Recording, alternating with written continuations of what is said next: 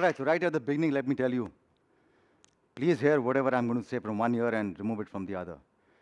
Not because what I'm going to speak is rubbish, but because I am no authority on this. Whatever I'm going to speak is not gospel. This is just my take on life.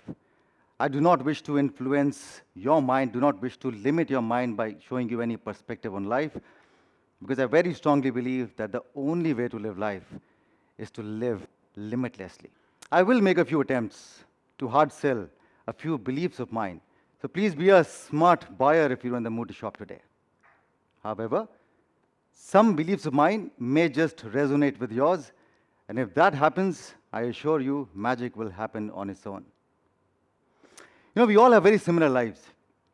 We have success, we have failures, we rise, we fall, there are celebrations, dejection, rejections. What makes us different is how we deal with each one of them. Living limitlessly is not about the outside world. It's got everything to do with you and only you. For me, living limitlessly is to believe during your highs, during your celebrations, that this is just the beginning. For me, living limitlessly is to believe during your lows, during your depression, during your rejections, that till your last breath, there is hope. You all must have heard of this legendary actor, Mr. Devanand, late Shri Devanand. Now, I had the honor of meeting this man. He had invited me to his place to give a narration for a film. And in that 1 hour-long meeting, I think he taught me what living limitlessly means in the most simplest manner. So I reached his house and I saw him and I touched his feet. And he was startled. He said, "Why are you touching my feet?" And I said, "Sir, because you inspire me." He said, "Well, if that is the case, then I should be touching your feet too, because youngsters like you inspire me too." And I was amazed. I said, this man, at the age of 86, this is how he thinks. He still gets inspired. He's willing to get inspired by youngsters. Then he takes me through the narration of the film. Then he takes me through the climax of the film. And he tells me, "So you're running on the road, and I come behind you. I catch up with you, and I grab you from your collar, and I throw you inside the car." And I said, "At 86, you're going to run behind me, catch up with me, and throw me inside the car." But that's what Mr. Devanand was all about. You know, for me, he could be 86 years old, but he thinks he's 86 years young. Now, how can anyone live life more limitlessly than Mr. Devanand? So, living limitlessly is not a statement. You know, it's not daring. It's not walking on an unbeaten path. It's just about making your own path. It's not about going by the book or going by a formula or going by the guided principles of life. I write my book, I make my own formulas, and I set my own principles. Living limitlessly is not about, proving yourself to anyone. It's just about being yourself. All you need to do is discover that self of yours. How many of us are inventors here? Can I see some hands coming up? How many of us are inventors here? Fantastic. I'm sure there are many more who probably do not know that they're inventors. I'm an inventor because I invent my vision. How many of us are inventors here? I see many more hands coming up. Yeah, it's very important to have your vision in life. Vision is the power. It is the motor that drives the life. If you do not have your vision, you will have to borrow it from somebody. But remember, the moment you borrow your vision from somebody, you lose yourself. Now hear this with some concentration. Throughout the centuries, there were men who took their first steps down the new roads armed with nothing but their vision. Their goals differed, but they had this in common. The step was first, the road was new, the vision unborrowed, and the response they received was hatred. Every great creator, thinker, artist, scientist stood alone against the men of their time. Every new great idea was opposed. Every great new invention was denounced. The first motor was considered foolish. The airplane was considered impossible. Power loom was considered vicious. Anesthesia was considered sinful. But these men of unborrowed vision went ahead. They fought, they paid, they suffered, but they won. Now, this is something that I haven't written. It's straight a quote from a book called Fountainhead, written by Ayn Rand in 1940s. There was something about the book that shaped up my philosophy in life. As I was talking about the resonance, something resonated with my beliefs, and it became the philosophy of my life, especially the unborrowed vision part. I really do not understand the whole idea of general vision, the general perception. And general perception is that you need to have an IQ level of so and so to clear this exam. General perception is, you know, you cannot do this if you do not go through this. General perception is you have to come from a certain background to achieve something in your life. The general perception limits our minds. General perception is actually an average drawn out of 10 minds, which limits you. Probably those 10 minds, are the ones who could not make it. So I hate the idea of general perception. I feel that I need to have my vision to live my life. It may not be right all the time. It may not get me the most pleasant experiences, but at least it's my vision. Like I was in class 5th and I was called for a party. The party that you're thinking about. It's Bonvita party. So I was invited for the party, and I wanted to leave an impression on everyone. My father was in the army. We had just moved into the cantonment. I'm talking about Jalandhar cantonment, and we were invited for the party, and I wanted to wear something that helps me stand out. My mom wasn't willing to buy me a shirt for the Bonvita party. I wasn't willing to borrow it from my brother or from my friends. So I decided to design my own shirt at the age, and when I was class 5, by the way. So I looked around, whatever was available at home, I used it to design my shirt. The buttons were replaced by shoelaces. The keychain became the brooch. And I walked into the party with a broad smile on my face, and there were people there who welcomed me with an equally broad smile on their face, which I was told weeks later that was because my shirt was so hideous that they couldn't help but smile and giggle and laugh about it. So when I look back now, I think, maybe my vision may just have made me a butt of jokes for a few weeks, but I did achieve what I wanted to. I left an impression, and a lasting one. For the next few weeks and months, the only thing that we discussed was my shirt. No branded wear, no designer wear could match up to my unborrowed vision. Sky is the limit. How many times have you been told sky is the limit? Each time they tell us, they lie to us. We've gone beyond the skies. We've reached the moon. We're now thinking of settling down at Mars. So what is the limit? How do you know what is your limit? I think, you will never get to know your limit till the time you do not put your potential to test. I was in class 9th when there was a circular put up on the school notice board about an essay writing competition. It said All India Essay Writing Competition.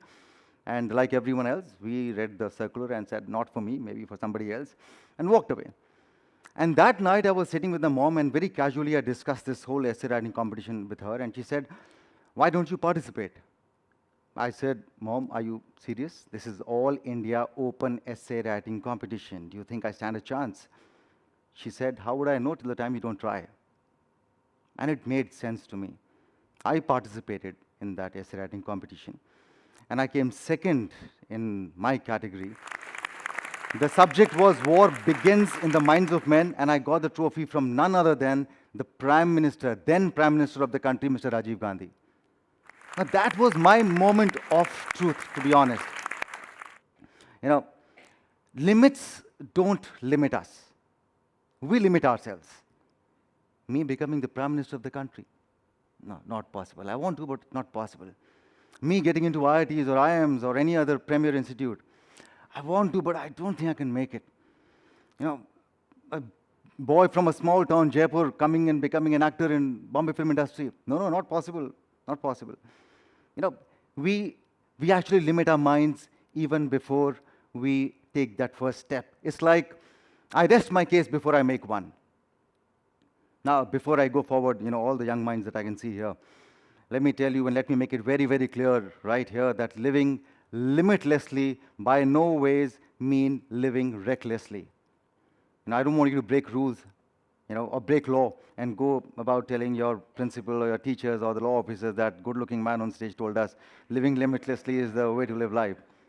Did I just say good-looking? That's narcissism, limitlessly. Okay, so I learned my lesson hard way. I don't want you to learn your lesson hard way. I had seen when I was I've been a swimmer all my life, and I used to dive from high boards. And I saw this one pose of a diver in a magazine where he was midair and he was holding his legs in a classic diving pose. And I wanted to replicate that dive the next day itself. Not because I was fascinated with the dive, I think I was fascinated with the idea of getting the attention from all the girls in the swimming pool. So there, Mr. Rajeev Khandelwal, living limitlessly, goes up on this diving board, and I take that plunge. Now, I took that plunge without realizing that there must have been years and months of hard work that must have gone into get that pose right by the diver. So I land on the water with my knees on my nose. I come out of the water with a disfigured nose, by the way, with a broken pride and a lesson stuck on my face for life. Living limitlessly does not mean living recklessly. You've got to live very sensibly. So living limitlessly has got a lot to do with dreams, as I said. It's about dreams, living your dreams. How many times have you heard dream? If you do not dream, how will you make your dreams come true? It's so beautiful to actually live your dreams. It's beautiful to inhabit your dream world, your dreamland. I'm sure all of us will agree to that. But all of you will also agree to the fact that more often than not, we actually stop living our dreams. The dreams start looking unreachable. They start looking distant. They start looking unachievable. Probably because somewhere our mind gets limited with our thoughts. It starts limiting. We don't make any efforts because the mind starts getting limited. If I had not made that effort in life, I wouldn't be standing here living my dream and talking to all of you. It all happened at UPSC office at the Shah Jahan Road. I'd gone to request the UPSC officials to accept my Combined Defense Services form because it had reached one day after the cutoff date. So I had actually thought of joining the army. I had given up on my dreams by the time I came out of college. And I was standing, I went there to request them to accept my form, and they said, no, it does not happen like this. It has come one day after the cutoff date. And I was standing at the Shah Jahan Road ka jo payment, I was standing there, and I just questioned myself. I said, Rajeev, all your life you've been dreaming of becoming an actor. But let's be honest. How many times have you actually made an effort to actually live your dream? Have you genuinely made any effort to live your dream? And the answer was no. Because my mind was limited with the thoughts, how do we reach Bombay? I don't have any connections. I don't have any godfather. My family doesn't support me. My father's going to kick me out. How do I live it? It's impossible. It's meant for kids who come from a filmy background or filmy families. And I had limited my mind. And I said, okay, I will at least make one effort. And if I fail, I would know that probably I was not meant for it. I will not wake up every day, look at the mirror and think, once I reach Mumbai, probably there will be one more Khandelwal. So imagine if I had taken, like I did that, I made an effort and I'm here standing in front of you today. But imagine if I had taken the bus back to Jaipur. I would have blamed my parents, I would have blamed my circumstances, my friends, everyone but myself for not letting me live my dream. So, I'm going to hard sell this one, by the way. Please be a smart buyer, as I said. Dreams have this whole thing of going weak in their knees the moment you start chasing them doggedly. You kickstart your efforts and you'll see the dreams coming towards you. I have lived almost all my dreams. New ones have come in, of course. But you have to start working towards the dreams. You can't say, I can't before taking that step. Take that step first, and that step will tell you whether you can or you can't. And if you can't, the step will tell you how you can. So, I do not know how many of you know or who have followed my career, but let me tell you that I started my career as in television. And then I became an actor, and then I did films, and then I was a host for something, and then it went on and on for me. And the only thing that I've learned from my career is you've got to live limitlessly. The riskiest thing in life is to play safe. There will be well-wishers all the time. There are well-wishers who will always come and try and hijack your vision. They'll tell you what is right, what is wrong, but you've got to decide what is right and what is wrong. I was going to quit my first show, at the peak of my popularity. It was a very, very popular show. Most of you must not have seen the show or must have just heard of the show. But I quit that show, and everyone told me that you'd rather buy a new house, you buy a another car, you don't create issues with a huge channel, you don't do this. It's unsaid rule is that you can't do this and that. And I decided that, listen, I am going to follow my vision because I was generally very unhappy with my character and with the show in totality, and I wanted to move on. And then I moved on and I did another show which flopped. Then I did another one, and then that one was on a very, very small channel, almost a non-existent channel. And I thought to myself that, if I take this show, my victory will be bigger if I make a show work on a smaller channel. But my well-wishers, they said, Rajeev, the headline will be, "What a Mighty Fall." And I took that plunge, and trust me, that show did wonders. It really created a lot of noise within the industry. The channel came into existence, and a larger one, not because of my contribution, because the show worked. And I think I don't believe in awards, but I think I got my first award as Best Actor for that show. So there will be well-wishers all the time. They'll come in, they'll guide you, they'll tell you, they'll hijack your vision, they'll give you a vision. My request to all of you is that, especially the ones who are in the process of fine-tuning their vision, stick by your vision, because that is the only way to live life limitlessly. We spoke about inventors here. Let me ask, how many of us are writers here? How many of us are writers here? Let me tell you, all of you who are sitting here are writers. We write our stories. We script our life. Aren't we writers? And the best thing about writing your life story is that you're not just the writer, you're also the hero of your script. We all are heroes of our scripts. My hero has got nothing to do with your script. It's not about competing with someone else's hero. You are the hero of your script. Your hero may just fall. Your hero may just get hurt sometimes, but you cannot abandon your hero. What is the story without a hero? So identify the hero that you want to be and shape up the destiny of your hero of your life. Someday we'll probably exchange our life stories. I do not know what you are going to write about, but let me tell you what I am going to write about. My story will not be about the dreams that I dreamt of. My story will be about the dreams that I lived. My story will not be about the limits that I set. My story will be about the limits that I reset. Thank you so much.